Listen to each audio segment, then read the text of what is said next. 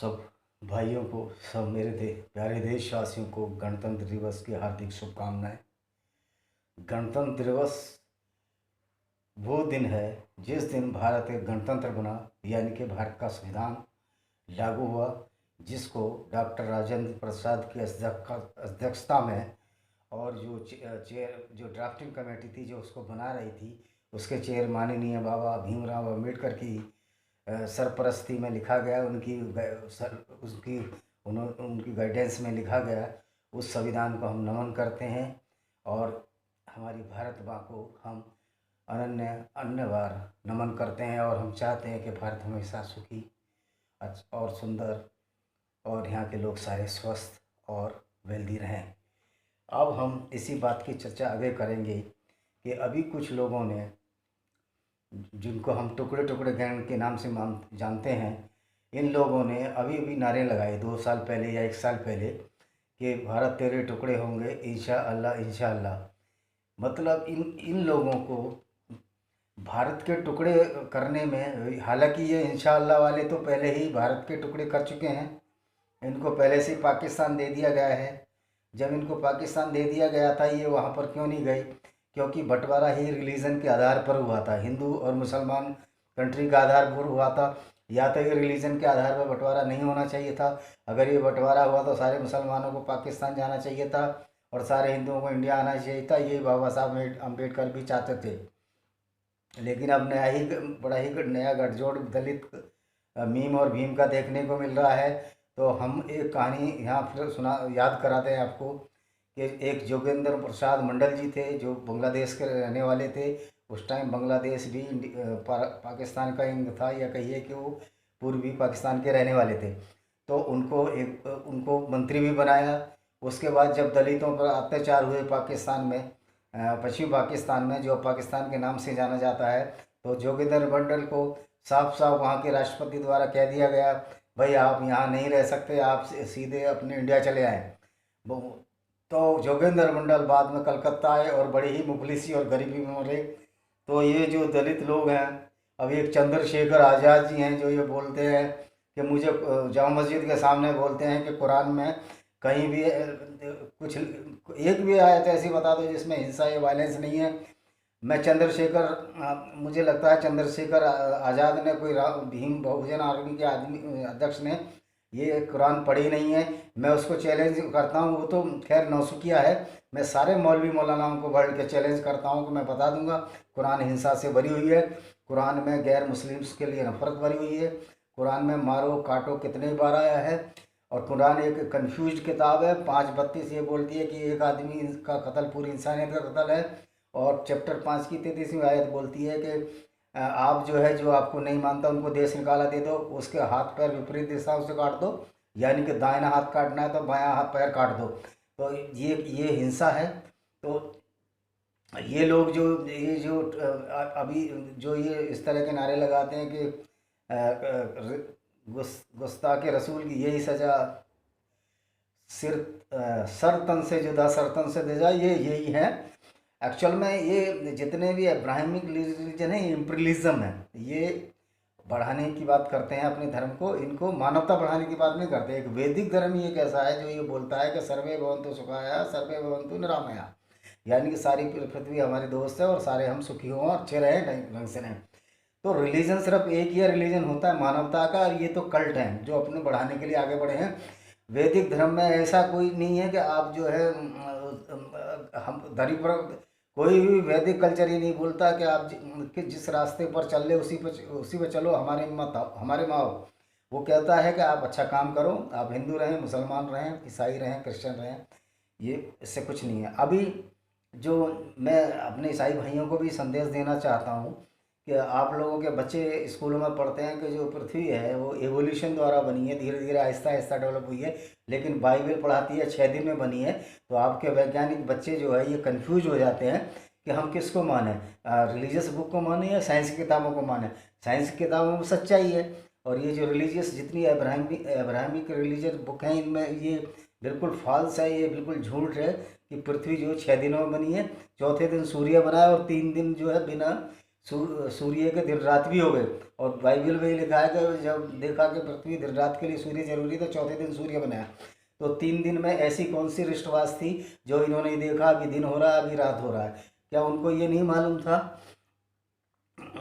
कि दिन रात के लिए सूर्य की जरूरत पड़ेगी? तो ये ईश्वर को 3 दिन बाद ही होश आया। दूसरा, जीसस भगवान जो है हमारे पापों के लिए सूली पर चढ़ गए। मैं मानता हूँ जीसस को बहुत टॉर्चर किया गया, मुझे सिंपैथी, और एक महान आदमी थे, मैं ये भी मानता हूँ। लेकिन दूसरों के पापों के लिए वो सूली पर क्यों चढ़े? दूसरों ने ऐसे क्या पाप किए थे? उनको निर्दोष चढ़ाया गया था। और उनको क्या मालूम था कि आगे जो लोग पाप करेंगे उनके लिए मैं चढ़ जाऊंगा? इसका मतलब तो यही हुआ कि आप जितने भी पाप करते रहो सब मान्य है। और उसमें जीसस तो पहले आपके लिए पापों में चढ़ गए हैं। अब गोली मारी, हत्या करिए करिए और चर्च में जाकर कन्फेशन कर दीजिए, तो आपको छुटकारा मिल जाएगा, सब पापों से मुक्ति मिल जाएगी। तो ये क्या हिंसा को बढ़ावा और पाप को बढ़ावा देने वाली बात नहीं है? और इस बहुत सारी बातें इसमें, बहुत सारी बाइबल में झूठी बातें हैं जो कि वैज्ञानिक और तर्क संगत नहीं है। फिर भी पढ़े लिखे ईसाई लोग इस चीज़ को मान रहे हैं। अब वो ज़माना नहीं है। मैं ये कहता हूँ, मैं आपसे निवेदन करता हूँ सभी लोगों से कि ऐसी मिथ्या बातों को ना माने। और ये जो कन्वर्जन चंगाई सभा वगैरह में कराते हैं, ये बहुत ही ड्रामेटिक होता है। इसमें पहले से ही आदमियों को जो है पटाया जाता है, पहले से उनको पहले फुसलाया जाता है, उनको पैसे का लालच दिया जाता है, फिर उन्हीं लोगों को मंच पर बुलाते हैं। मैं ईसाइयों को चैलेंज करता हूँ कि मुझे मंच पर बुलाएं। मान लिया मुझे जुकाम है या जुकाम भी है, तो मेरे को वो पादरी ठीक करके गए। अगर ये जुकाम और ये सारी दवाइयाँ चंगाई सभा से सही हो रही हैं, तो फिर इतने अस्पताल, इतने बड़े बड़े हॉस्पिटल इन ईसाई मिशनरियों ने इंडिया में क्यों खोले हुए हैं या दुनिया में क्यों खोले हुए हैं? इन अस्पतालों में सबको इलाज करें, वहाँ पे बेड नहीं मिलने मरीजों के लिए, और ये चंगाई सभा करके अभी सभी को सही कर सकते हैं। इवन मदर टेरेसा के लास्ट के दिनों में जो मोनिका बेसरा नाम की एक महिला को कहते हैं कि इन्होंने आशीर्वाद से सही किया था, ऐसा कुछ नहीं है। उनके डॉक्टर ने बताया जब उससे जांच पड़ताल हुई, और ये मैं नहीं कह रहा, ये क्रिश्चियन लोग, तो जो विदेशी लोगों ने उसमें डॉक्टर से पूछा मोनिका बेसरा नाम की महिला को कि उसको टीबी का एक ट्यूमर था, गांठ थी। जब वो गांठ इलाज से वो बिल्कुल सही हो गई थी। और लास्ट के दिनों में भी मदर टेरेसा खुद मानती थी कि ईश्वर का कोई अस्तित्व नहीं है। और वो कहती थी मैं तो सिर्फ कन्वर्जन के लिए भारत आई हूँ, उनको भारत रत्न का दर्जा दे दें या कुछ भी दे दें, लेकिन उनके गुनाह उससे कम नहीं हो जाते। भारत रत्न तो आजकल ऐसे लोगों को भी मिल जाता है कि जो चरण साधु। इन पदकों का महत्व जो वास्तविक रूप से जब ही है जब मानव सेवा का है। झूठ धूर्त और उस पर टिके हुए जो रत्न है, भारत रत्न है, या इनको संत का दर्जा वेटिकन सिटी दिया गया है, ये सब एक ढोंग है, एक पाखंड है। ऐसे पाखंडों से हमें बचना चाहिए।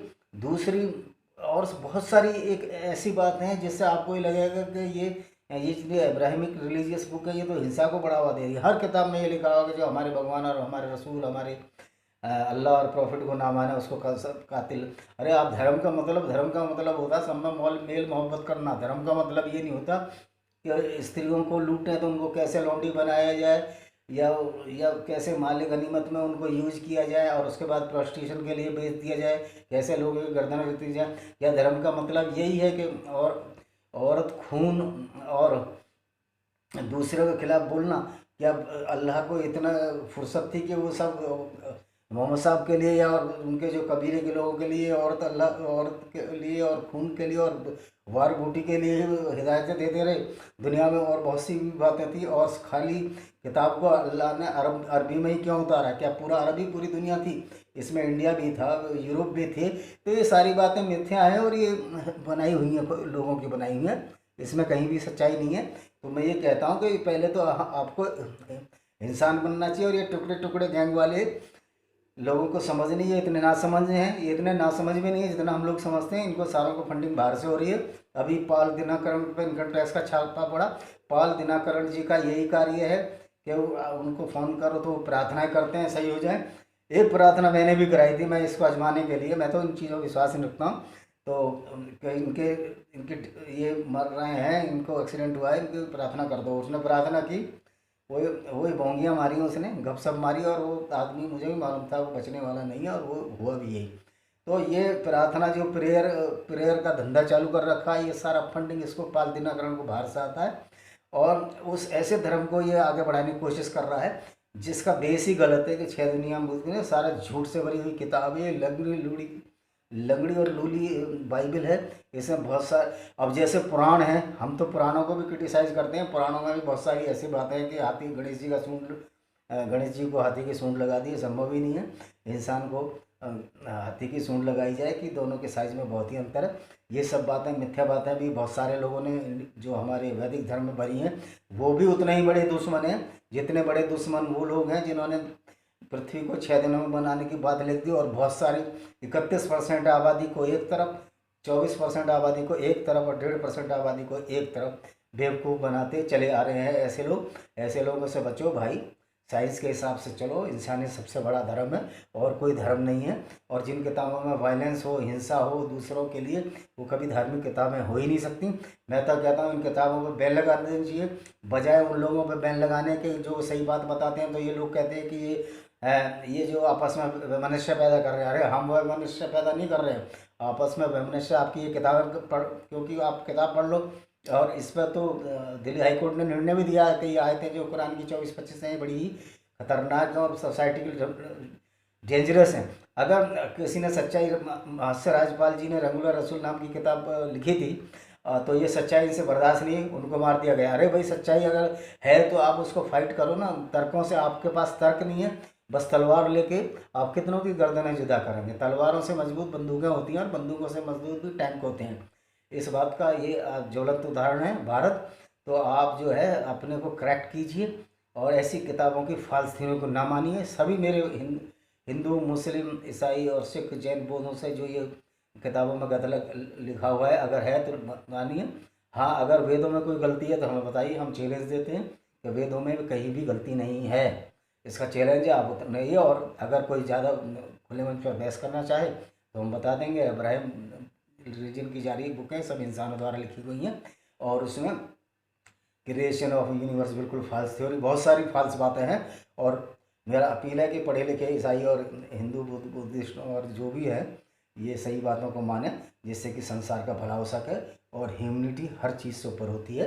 और अगर किताब गलत बताती है तो उस गलत को फॉलो ना करें, क्योंकि उससे हिंसा ही बढ़ती है। जैसे कुरान की आयतों ने बहुत सारी खून ब्लड बात कराया है, लड़ाइयाँ कराई हैं, स्त्रियों को स्लेव बनाया है, स्त्रियों को मोलेस्टेड किया गया है, स्त्रियों को रेप किया गया, सब इन्हीं वर्सेस कुरान में लिखी हुई हैं। आखिर मैं यही कहूँगा कि सब लोग मिलजुल कर रहें, अपनी बुद्धि विवेक का कार्य करें और ऐसी किताबों को नकार दें जो झूठी हैं, चाहे वो किसी भी धर्म की हों। और इन्हीं शब्दों के साथ मैं अपने वाणी को विराम देता हूँ। जय हिंद, वंदे मातरम। आपका दिन शुभ हो।